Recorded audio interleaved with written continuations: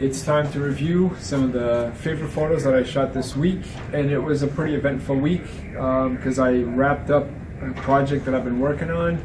But again, it all starts with exploring and walking around. And a few years ago, I actually shot a book, and it was the last thing I ever photographed on actual film. Yeah, you know film? The stuff that you had to wind up, put it in a dark room. I did a small book on the Franciscan friars, and unbelievable. Like, I lost over 30 rolls of film because every single time I put something in a developer, somebody thought there was something wrong because nobody had used a developer for years, so they would shut off the developer, they would turn off the compressed air. It was a disaster, but eventually I did publish it.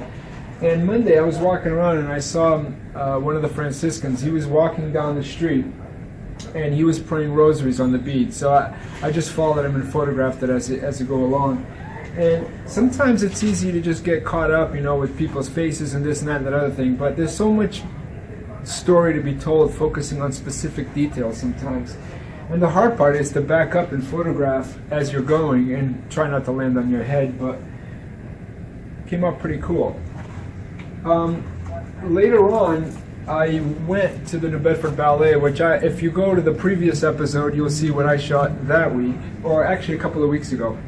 And I went back because I wanted to finish working on the project that I was doing on the New Bedford Ballet, and these young girls were preparing for their show, which is a Cinderella production that's going to run at the Z in a couple of weeks. And it's just really cool to see like how seriously they take it and how much effort they're willing to put into this thing. The commitment is 100%. You can see it. And to think that there's a classic ballet school in the city, and I don't think it's appreciated enough because it is an art form. And I wish I had that much dexterity, and I'll just leave it at that.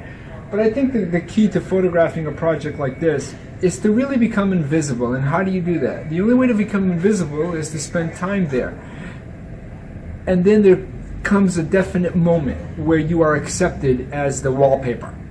And that's what you want. And the only way to do that is less communication and more focus and drive on telling the story in a visual way. So that was really cool to do.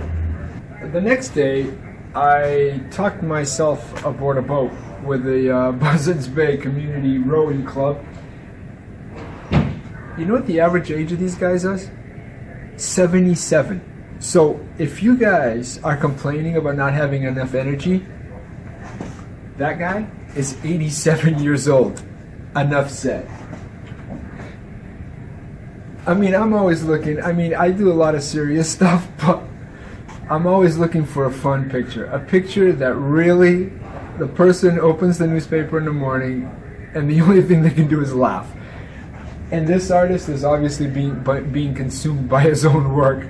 He was there, he had put this installation up in front of the New Bedford Whaling Museum. And it's actually up in the air. You can see the sign for the Whaling Museum here. And once in a while he comes because of the way that the water falls, like on a rainy day, it accumulates and the piece starts deteriorating. So he has to come in and you can actually see he was scraping bits of this giant squid off. It's just luck that he's doing the inside leg. You can see a little bit here and he's in there and he's scraping away and it just looks like the squid is eating its own creator. Here's another funny one. I mean, what drives me to take pictures of random people sunbathing on the back of their pickup truck? Because there's a story to tell, and that's all a good photograph is, really. Again, clean images do a world of good. You don't need a caption for this photograph. It's all about if the image is clean, if you captured it in a specific way that tells the story. You see the shimmering of the water? You see how it looks like a barcode? It just brings you in slowly. And then there's that moment where they're just enjoying that warmth, the first like real warm day of the season, and the view. It's all about telling the story. If you can do that with a camera, all the power to you. See you next week.